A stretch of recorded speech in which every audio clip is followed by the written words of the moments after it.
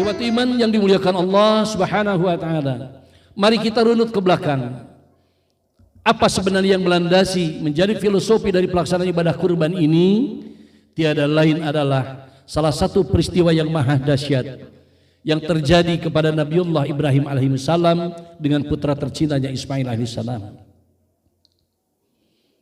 Konon dalam sejarahnya bahwa tatkala Nabiullah Ibrahim telah begitu tua, kemudian belum juga dianugerahi seorang keturunan yang akan mewasili daripada kenabiannya. Seringkali beliau berdoa dan tiada lelah.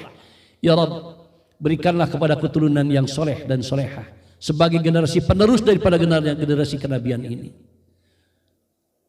Karena kehusyuan dan tidak putus asanya Ibrahim dari rahmat Allah Subhanahu wa taala, maka suatu saat Allah memberikan apa yang diinginkan oleh Ibrahim alaihissalam.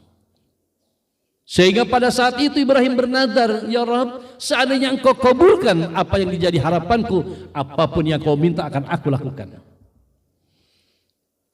Singkat cerita, lahirlah dari rahim ibunya seorang anak yang luar biasa, tampan, sehat dan montok.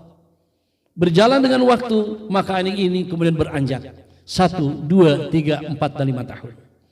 Nah, saat itulah memang manusia disebutkan al-insanul mahalul warisyan.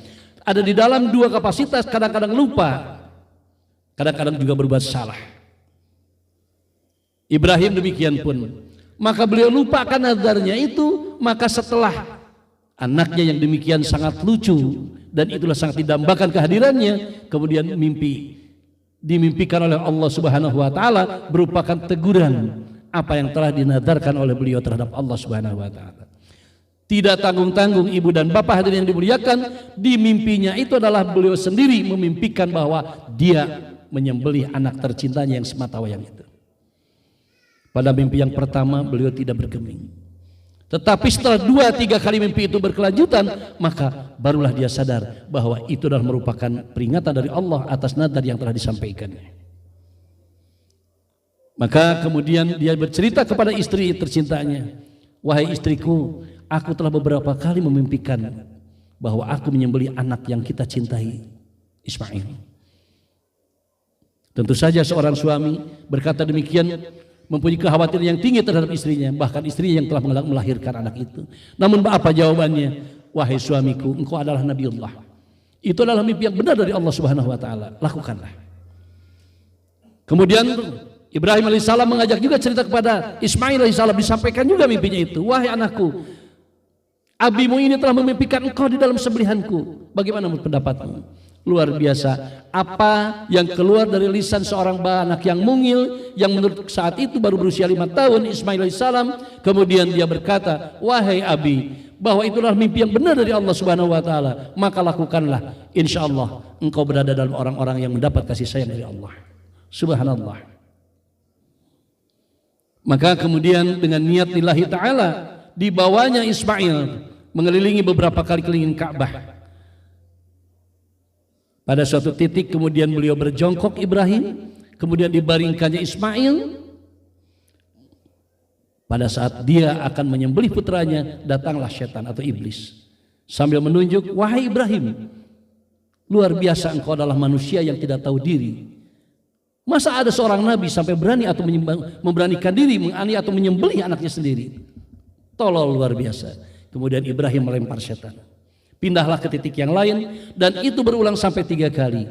Setelah itu barulah Ibrahim membelakangi Ismail, kemudian dipegangnya leher anaknya itu seraya mencabut pisaunya dan kemudian 1 kali tarikan. Bismillahirrahmanirrahim. Terasa putus urat nadi leher itu. Dan terasa juga hangatnya darah di telapak tangannya. Maka kemudian Ibrahim membalikkan badannya, teronggoklah seekor domba yang sangat gemuk, yang sangat sehat, dan kemudian Ismail berada di pinggir jongkok sambil melihat hewan yang telah disembelih oleh ayahanda. Masya Allah. Begitu indahnya apabila melakukan sesuatu dengan ridho Allah, diperintahan Allah tanpa reserve apapun, kemudian kita niatnya lillahi ta'ala, Allah pun akan memberikan yang terbaik untuk kita semua.